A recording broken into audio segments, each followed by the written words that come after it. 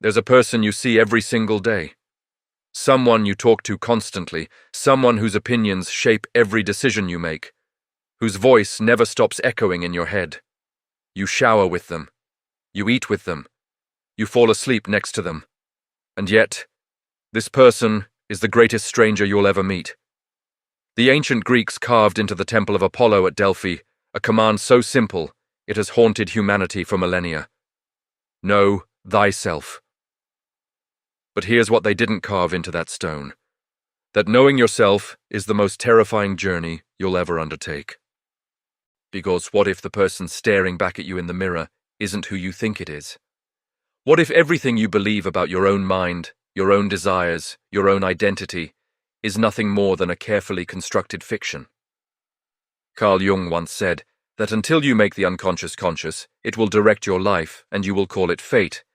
But we live in an age of supreme self-deception, where we've convinced ourselves that we know exactly who we are, what we want, and why we do what we do. We mistake our social media profiles for self-knowledge. We confuse our resumes with our essence. We believe the stories we tell at dinner parties are the truth of our existence. Jung understood something that terrifies most people. You are not one person. You are a parliament of selves, a cacophony of voices, desires, and shadows that you've spent your entire life trying to silence, repress, or ignore. The persona you present to the world, the mask you wear at work, with your family, with strangers, is just that: a mask.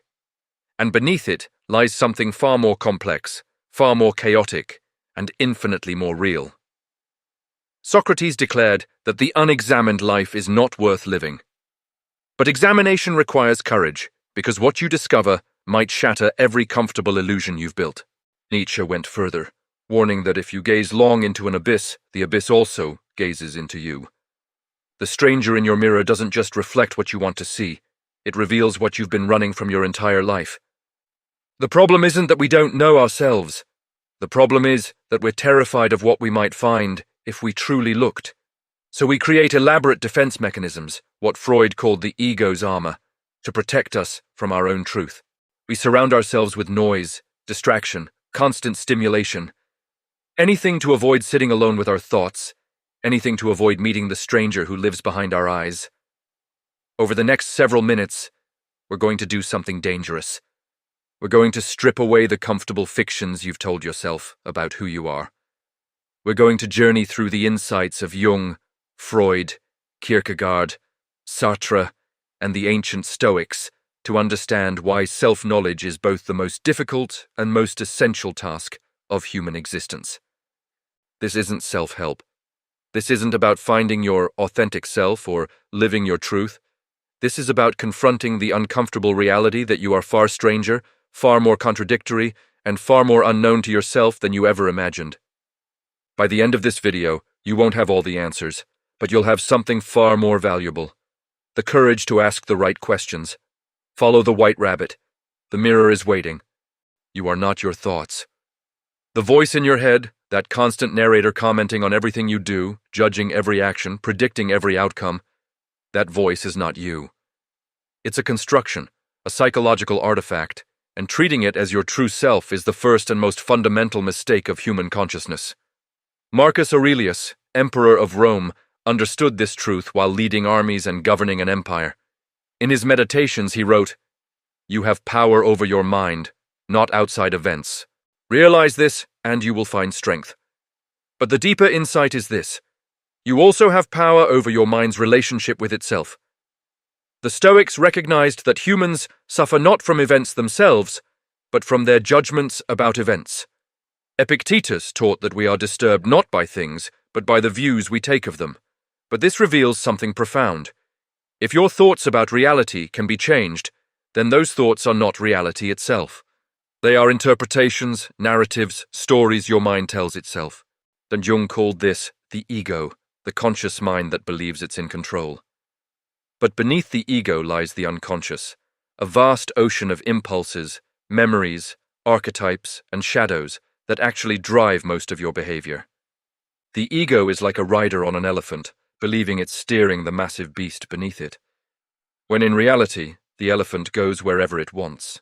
In the winter of 49 BC, Julius Caesar stood at the banks of the Rubicon River, facing an impossible decision. Roman law forbade any general from crossing this river with his army. To cross meant civil war. To turn back meant certain prosecution and likely death. According to Suetonius, Caesar spent hours in agonizing deliberation. His thoughts tormented him: fear of failure, visions of his enemy's triumph, calculations of military odds, memories of past betrayals. The voice in his head generated 1,000 scenarios, each more catastrophic than the last. But then something shifted. Caesar realized that these thoughts, these fears, these endless calculations were not him. They were simply mental weather, clouds passing through the sky of consciousness.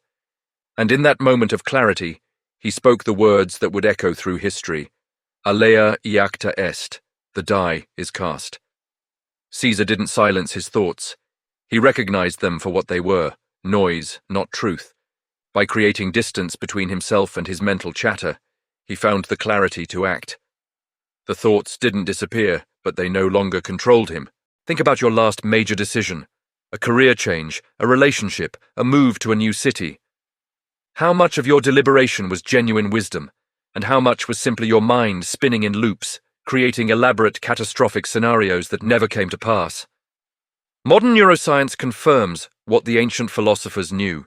Your brain generates thousands of thoughts per day, most of them repetitive, many of them negative, few of them actually useful. Your mind is not a truth-generating machine. It's a simulation engine, constantly running scenarios, many of which are designed not to inform you but to protect you from perceived threats. Social media has made this worse. We're now addicted to the thoughts in our heads, constantly checking them like notifications, treating every mental commentary as urgent and important. We've lost the ability to simply observe our thoughts without becoming them. For the next 24 hours, every time you notice a thought that generates strong emotion, anxiety, anger, excitement, mentally label it. That's just a thought. Not to dismiss it, but to create space between the observer and the observed. You are not your anxiety. You are the awareness that notices anxiety. Marcus Aurelius had a technique he called the view from above. When caught in mental turmoil, he would imagine himself rising up, seeing his problems from the perspective of the cosmos. From that vantage point, most of our thoughts reveal themselves as absurdly small. Try it. Your deadline, your argument, your embarrassment. From space, they vanish entirely. Your shadows control you until you face them. Everything you reject about yourself, every impulse you deny, every emotion you suppress, every desire you judge as unacceptable, all of it accumulates in what Jung called the shadow. And the shadow doesn't disappear. It grows stronger in darkness, and it will control your life in ways you don't even recognize. Jung's great insight was that the path to wholeness requires integration, not rejection. He wrote, "Everyone carries a shadow, and the less it is embodied in the individual's conscious life, the blacker and denser it is. The things we refuse to acknowledge about ourselves don't cease to exist. They simply operate from the unconscious, sabotaging our relationships, our careers, our happiness." Nietzsche understood this when he wrote, "Beware that, when fighting monsters, you yourself do not become a monster. The qualities we most despise in others are often the qualities we've most violently suppressed in ourselves. The person who rails against greed may be suppressing their own hunger for wealth. The one who attacks others for being weak may be terrified of their own vulnerability."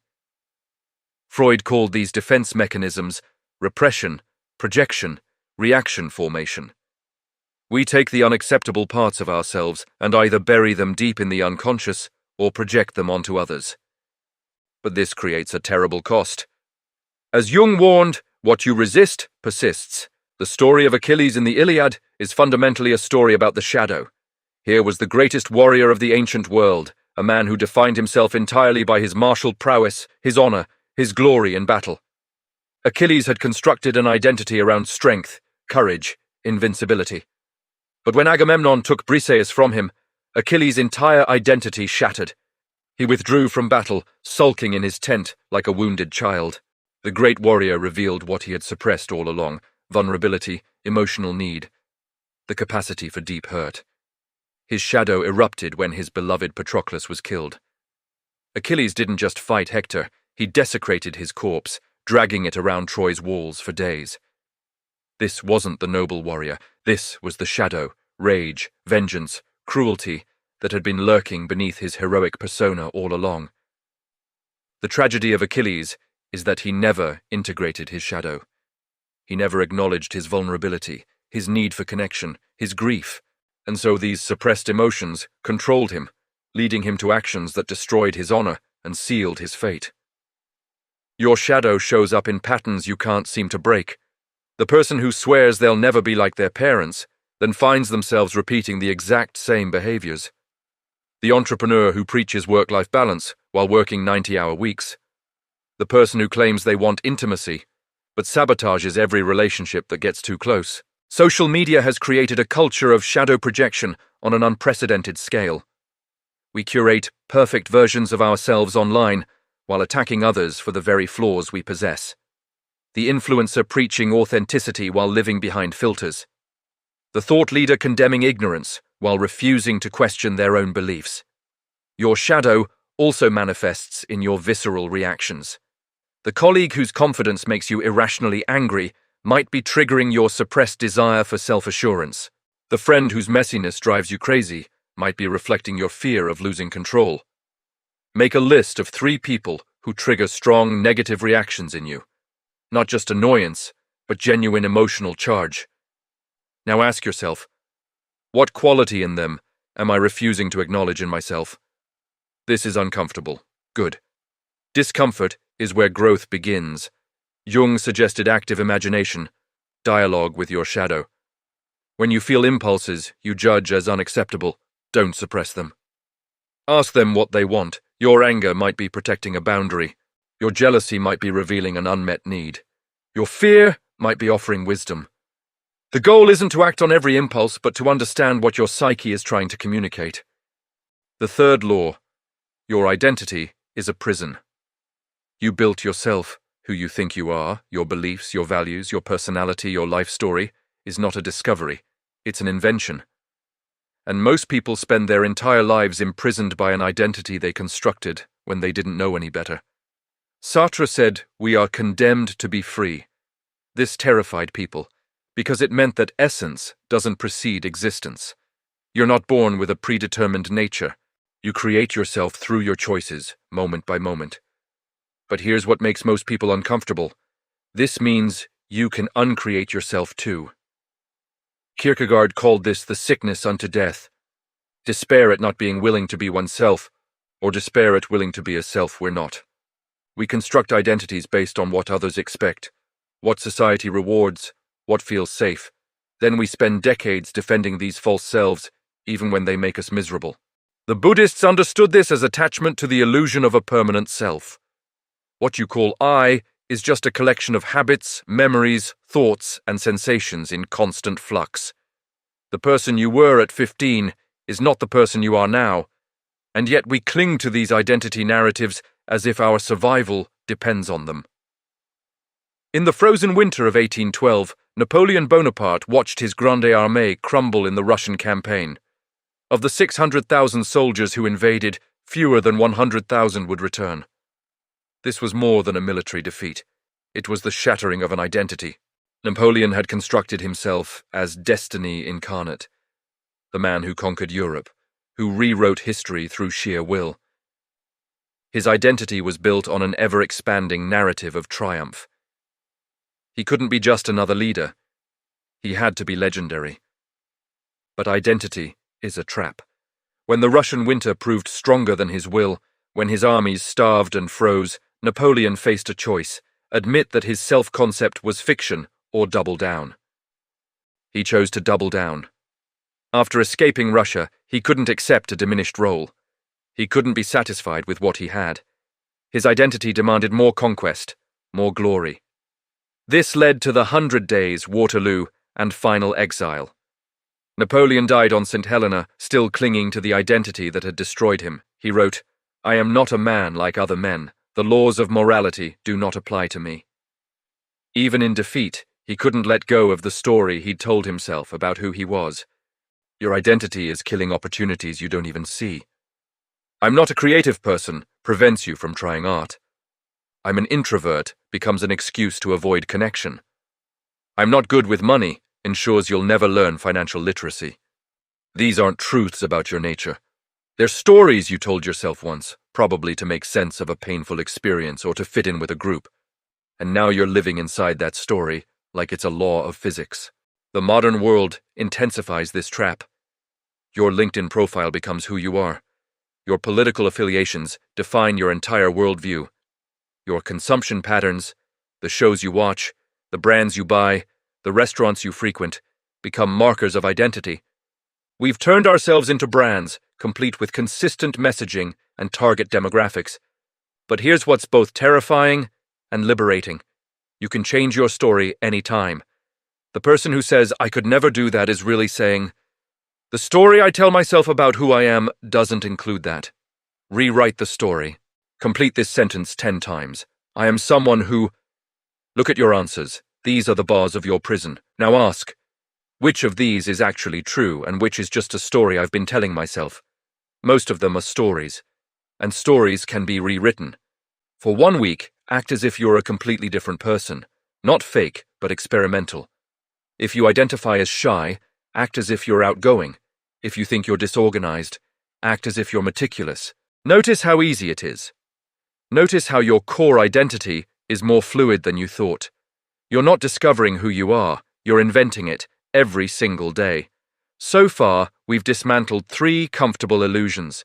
You've learned that you are not your thoughts, that your shadows control you from the dark, and that your identity is a story you can rewrite. These are the foundations.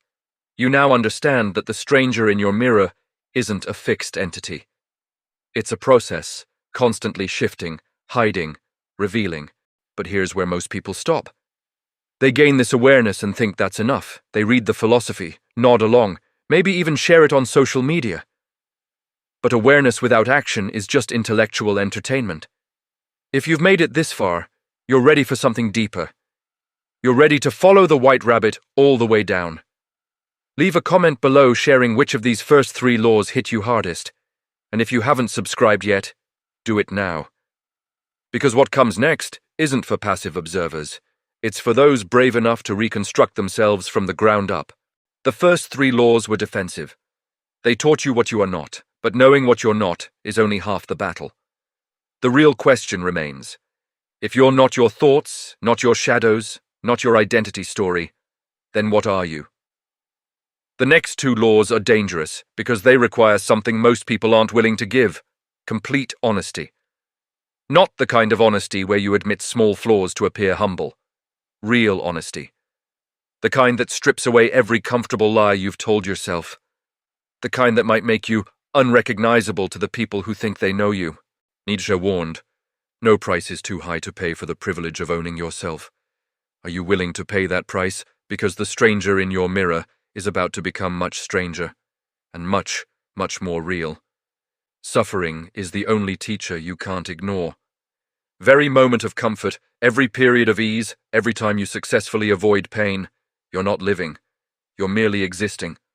Suffering, properly understood, is not the enemy of meaning. It's the only reliable path to it. Kierkegaard wrote that anxiety is the dizziness of freedom. We're terrified not of our limitations, but of our possibilities. We avoid suffering not because it's unbearable, but because it forces us to confront choices we'd rather not make. Dostoevsky spent 4 years in a Siberian labor camp, facing mock execution before being sent to do hard labor in brutal conditions. He wrote afterward, "Suffering is the sole origin of consciousness. Not happiness, not success, suffering. Because suffering demands that you pay attention. It strips away everything superficial and forces you to confront what's real." The Stoics understood this profoundly. Seneca wrote, "Difficulties strengthen the mind, as labor does the body." Epictetus, who was born a slave and lived with a crippled leg, taught that we should welcome hardship as training. Marcus Aurelius, with all the privileges of empire, constantly reminded himself of impermanence and mortality. But modern culture has inverted this wisdom. We're sold the lie that happiness is the absence of suffering, that the good life is one of maximum comfort and minimum pain. So we medicate, distract, numb ourselves. And in doing so, we ensure that we never truly wake up. In the Homeric epics, the greatest hero wasn't Achilles with his invincibility, nor was it Hector with his honor. It was Odysseus, the man who suffered more than any other and was transformed by it. After the fall of Troy, Odysseus spent 10 years trying to return home. He lost his entire crew. He was held captive by Calypso for 7 years. He watched his men devoured by monsters, drowned in storms, turned into swine. He descended into the underworld itself and spoke with the dead. But here's what Homer understood. These sufferings weren't obstacles to Odysseus becoming who he needed to be. They were the path itself. Each trial stripped away another layer of the warrior who left Troy. The man who returned to Ithaca was unrecognizable. He had been completely unmade and remade by suffering. When Odysseus finally reached home, he didn't immediately reveal himself. He disguised himself as a beggar, enduring humiliation in his own halls. Why? Because suffering had taught him patience, wisdom, the ability to see clearly without the distortion of ego. The warrior had become a sage. The Odyssey ends with Odysseus re-establishing order, not through brute force but through intelligence, tempered by suffering. His journey wasn't about getting home. It was about becoming someone worthy of home. You're suffering right now, even if you don't call it that. The relationship that drains you, the career that feels meaningless, the gap between who you are and who you could be. And you're doing everything possible to avoid feeling it fully. Modern life offers infinite anesthesia. Streaming services to binge, social media to scroll, substances to consume, work to lose yourself in. Anything to avoid sitting with the discomfort of your actual life. But here's what you're missing, that suffering is information. Your dissatisfaction isn't a problem to solve. It's your psyche's way of telling you that you're living inauthentically. Your anxiety isn't a disorder. It's your consciousness recognizing that you're capable of more than you're currently being.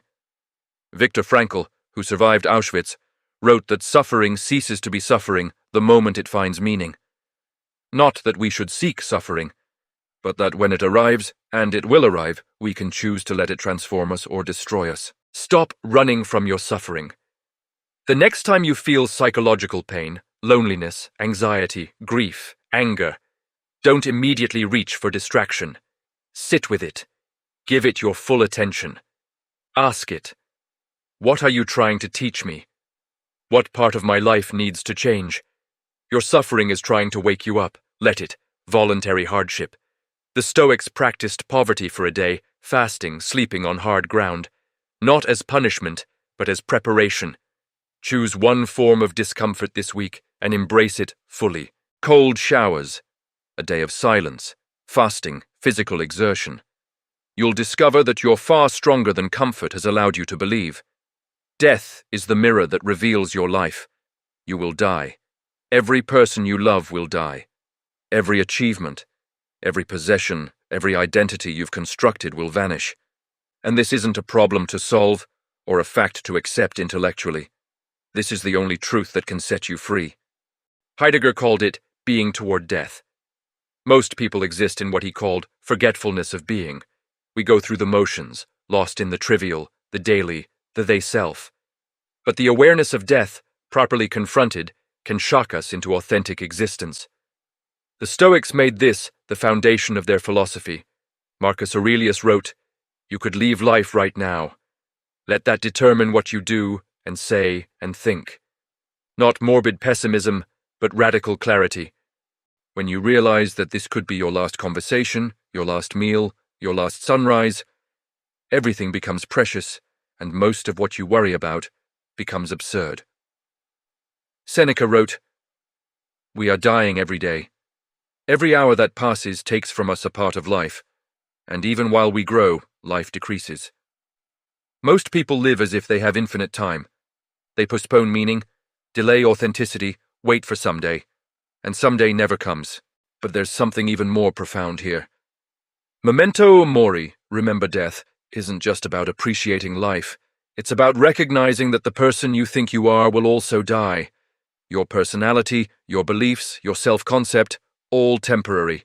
This is terrifying. It's also liberating. Alexander the Great conquered the known world by age 32. From Greece to Egypt to Persia to India, he never lost a battle. He declared himself a god. Cities bore his name.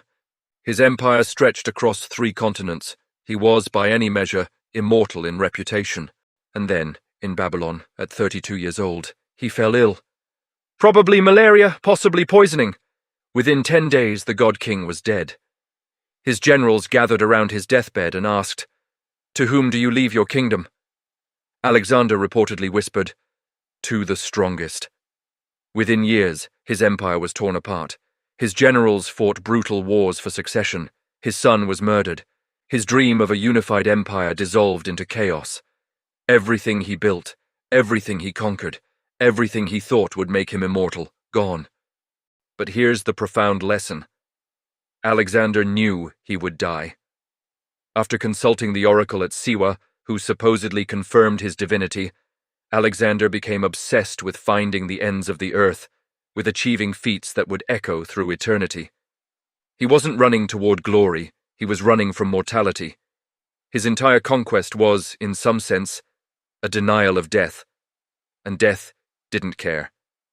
The hanging gardens of Babylon where he died, gone. His body, lost to history, his bloodline, raised. The man who tried to defeat death through achievement learned what we all must learn: death always wins. You're living as if you're immortal, not consciously but in your behavior. You're scrolling through feeds as if you have infinite time. You're postponing conversations that matter, waiting for the right moment. You're building a career, a reputation, an identity as if they'll last forever. But here's the uncomfortable truth. In 100 years, no one will remember you. Your great-grandchildren might not even know your name. Every award, every achievement, every social media post, dust. This isn't pessimism. This is liberation. When you truly internalize that your time is finite, that death could arrive today, most of your anxieties reveal themselves as absurd. The opinion of people who don't matter. The status symbols that impress no one who's worth impressing. The grudges you're holding, the pride you're protecting, the image you're maintaining. None of it will matter when you're gone. Steve Jobs, in his Stanford commencement address, said, "Remembering that I'll be dead soon is the most important tool I've ever encountered to help me make the big choices in life. Because almost everything, all external expectations, all pride, all fear of embarrassment or failure, these things just fall away in the face of death, leaving only what is truly important. Every morning, before checking your phone, say out loud, 'I will die. This might be my last day.'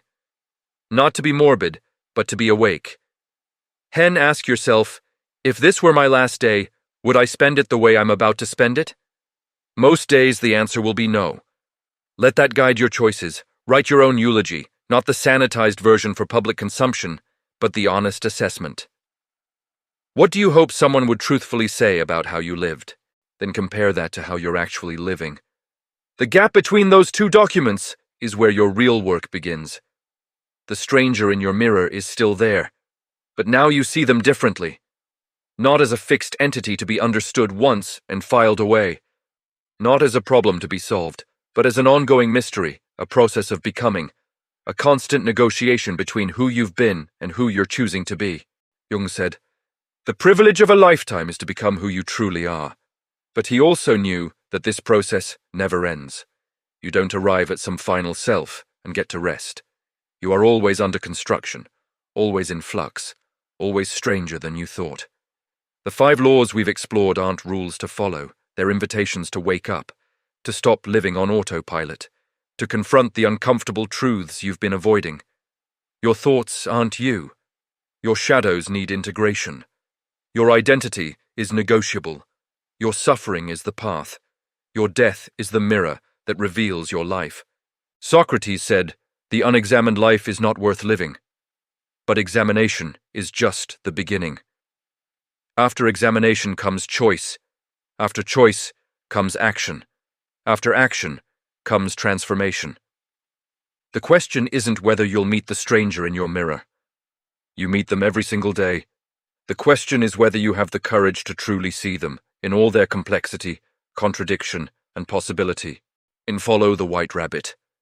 Because the deepest wisdom isn't found in comfort, It's found in the willingness to question everything you thought you knew about yourself. The mirror is waiting, and so is the stranger, and they're both you.